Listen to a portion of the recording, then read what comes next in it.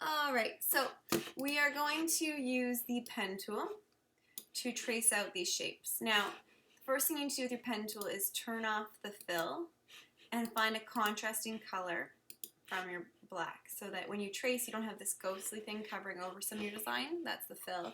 And then you'll have a color that contrasts so you can see your trace. I also sometimes make the stroke a little bit thicker so that you can see what's going on. When you're tracing, you start with your first point and go to the end of a curve. And you click and hold to create your curve. If your curve naturally continues, you don't have to do anything. But if you're finding that you're having some errors as to where your curve goes, you click Alt on your keyboard and the last node, and then you can have a fresh starting point in terms of creating your curved shape. So that was Alt, click last anchor. See how it says anchor when you're over it? Click. And then you continue and go around your design. Just trace it out. It's okay if at points you don't think it looks like it's following your graphic, because the reason for that is that we're actually going to end up not seeing my graphic at the end, and you're just going to end up with your graphic. Okay, so I wanted to create this one to not be perfect, because once you've traced all these lines with your pen tool, you're going to use your smooth tool.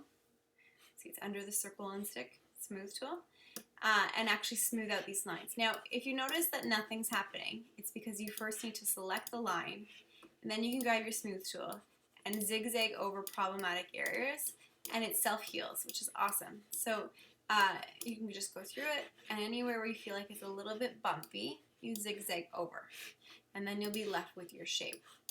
Now, something to note about all these shapes, as you trace them out, the fill works very easily. The fill works very easily as it's a solid shape. So you're able to create, you're able to create these really easy, hello, where are we going? Oh, we're twisted. You're able to create these really simple shapes and add a fill to them quite easily just by clicking your cursor and selecting the fill bucket down here or up here.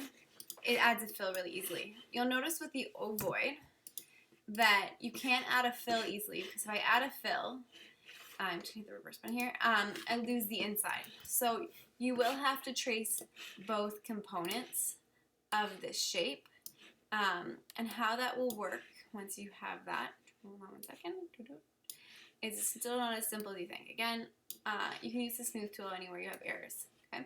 But when you have your shape, and you've cleaned it up with that lovely smooth tool, like so, then you can add your fill, right?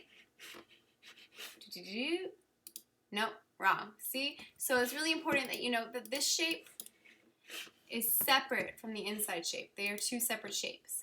The computer doesn't recognize that this is like a donut outline, and you want them together. So you click on one, hold shift and click on the other, or click and drag over both, okay?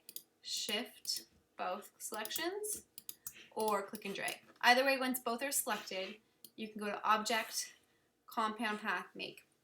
What this means is it will compound both outlines into one piece. Now, when I go to add my fill, you'll see that it'll add to just the outline. So the goal is that we've traced our shapes, because when we start sketching our designs and making our designs, these are the shapes we'll utilize.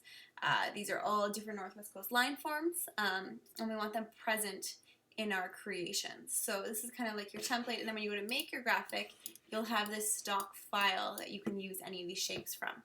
Okay, hope that helps.